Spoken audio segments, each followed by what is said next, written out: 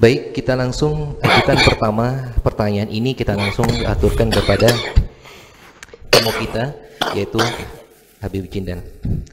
Assalamualaikum ya Habib. Waalaikumsalam warahmatullahi. Dari hamba Allah di Probolinggo nih Habib. Kemarin saya menemukan uang sebesar 100.000 dekat minimarket.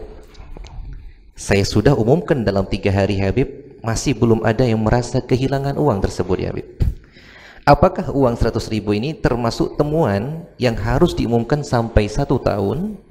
Dan bolehkah saya mensedekahkan uang ini atas nama yang kehilangan dalam 3 hari saat ditemukan itu ya Habib? Mohon jawabannya. Biar Habib Hasan yang lebih patut. Lah. Saya nggak berani. Sebab urusan harta ini urusannya berat. Oh, gitu. Walaupun sekalipun di dalam fikih hukum lugatoh jelas harus diumumkan selama 1 tahun, cuman juga ya saya secara pribadi nggak berani ngelangkah sampai ke situ jauh. Itu sebab Sadatuna Bani Alawi itu mereka betul-betul merasa berhati-hati di dalam 2 hal. Yang pertama fil abda, yang kedua fil amwal. Dalam urusan pernikahan mereka sangat berhati-hati, dan juga urusan harta yang masuk ke dalam rumah mereka, perut mereka itu mereka nggak sembarangan. Setiap barang yang sama sekali bukan milik mereka, mereka jauhi. Begitu sekalipun fuqaha memiliki hukum dalam hal ini, dalam hukum fikih jelas harus dijelaskan, disampaikan selama 1 tahun. Setelah itu dia punya hak untuk untuk tasarruf di dalam harta yang ditemukan setelah 1 tahun itu. Tetapi ya 100.000 sayang kalau kita mempertaruhkan segalanya untuk itu. Tapi Allah alam, Habib Hasan mungkin punya jawaban. Mungkin bisa ditambahin antum Ustaz. Udah jelas tadi dari beliau ya, fuqaha telah buat aturan tentang hal ini. 1 tahun harus diumumkan, itu baru 3 hari. 3 hari. Kurang masih 1 tahun. Saran saya, kalau Anda uang seperti itu atau apapun yang jatuh, jangan diambil.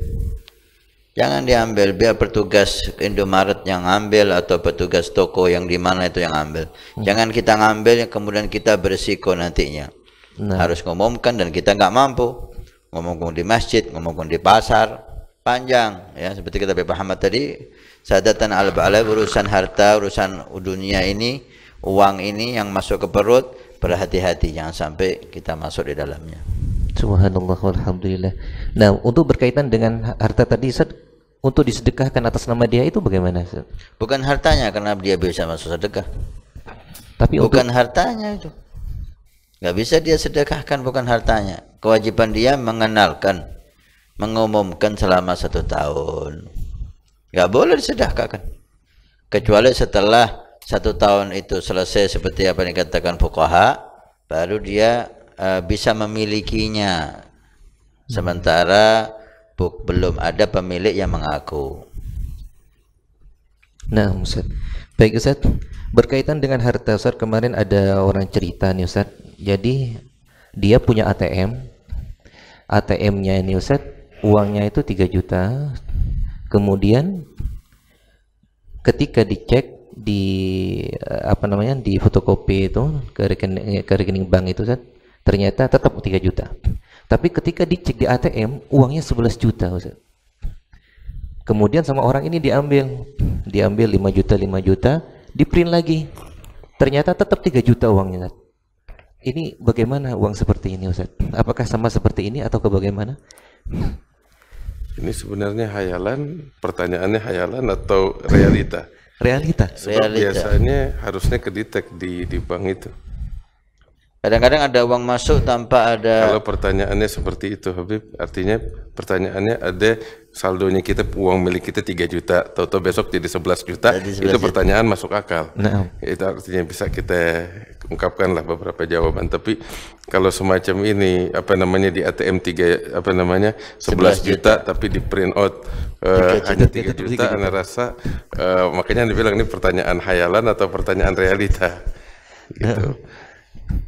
Tapi kalau memang apa sih namanya, kadang yang suka terjadi itu, kita tahu uang kita di simpanan kita 3 juta, tahu-tahu besok ketika kita cek 11 juta, baik di print out atau di ininya, artinya. Nah ini kita nggak tahu dari mana sumbernya, datangnya dari mana, kayak begitu kan. Itu yang sering terjadi. Iya. Kalau emang pertanyaannya semacam itu, yang 3 jutanya kita tuh milik kita, tapi yang lebih dari itu ya tangguhkan dulu sampai kita tahu dari mana sumbernya. Bisa jadi orang salah kirim. Betul. Bisa jadi orang salah kirim, dan sering terjadi semacam itu. Ya. Baik. Nah, Ustaz, subhanallah. Baik, sesungguhnya sangat seru sekali pertanyaan ini. Soalnya di print ini tidak ada ya, Habib. Allah alam, cuman kelihatannya biasanya sih kedetek. Kalaupun terjadi semacam itu, mestinya dia tanya sama petugasnya dong. Gitu. Intinya yang lebih dari 3 juta itu mauquf, ditanyakan.